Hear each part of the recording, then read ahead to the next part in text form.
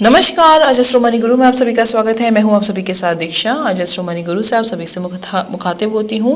आज की तारीख है 2 अक्टूबर, वार है सोमवार। हम बात करेंगे गेहूं और चावल के बारे में।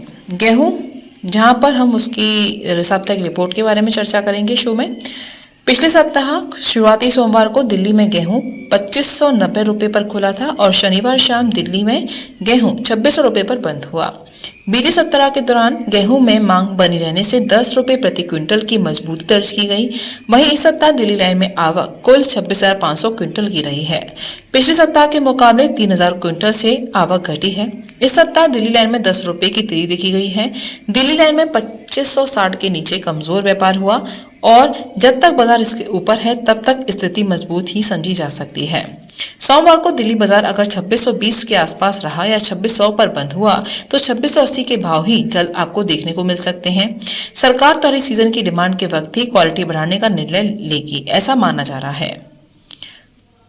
वहीं इस साल गेहूं की बीज का काम करने वालों के लिए बेहतर समय रहेगा। सरकार द्वारा एमएसपी में 10% तक की बढ़त की जा सकती है। पिछले 2 साल से गेहूं की फसल में कमजोरी देखते हुए सरकार ये साल किसानों को ज्यादा उपज देने वाली बीज और ज्यादा से ज्यादा किसानों को गेहूं लगाने के लिए प्रेरित करेगी। केंद्र ने राज्यों से किसानों के बीच गेहूं की गर्मी प्रतिरोधी और अधिक उपज देने वाली किस्मों को बढ़ा देने को कहा है।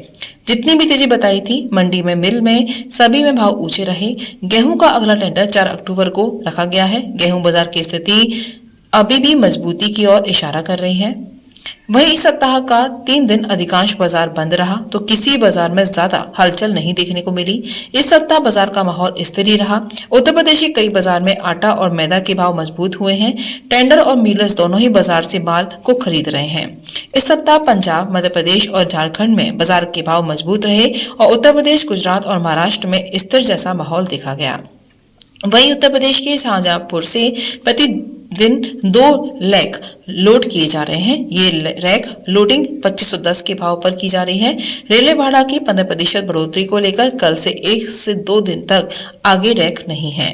दोस्तों, हमारे चैनल को लाइक करना, सब्सक्राइब करना ना भूलें, जिससे हम आपको देश और दुनिया की सारी खबरें समय समय पर दे सकें। अब बात करते हैं चावल की, जहां पर मंडियों में धान की आवक बढ़ी है।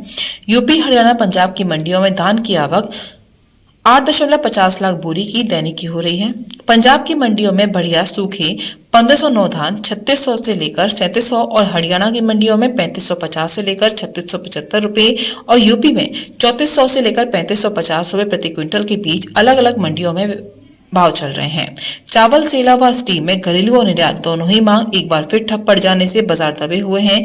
शरबती धान यूपी में 2050 से लेकर 2200 रुपए और दादरी पहासू लाइन में 2150 से लेकर 2400 रुपए नमी के हिसाब से बिक रहा है। फिलहाल तेजी का व्यापार नहीं करना चाहिए। दोस्तों, अजस्त्र मणि गुरु 42 कम्युनिटीज पर काम करके पूर्ण रजिस्ट्रेशन के साथ आपको हर जानकारी देते हैं। किसी भी पेड जानकारी के लिए आप हमें दिए नंबर पर कॉल करें, हमसे संपर्क करें। नमस्कार।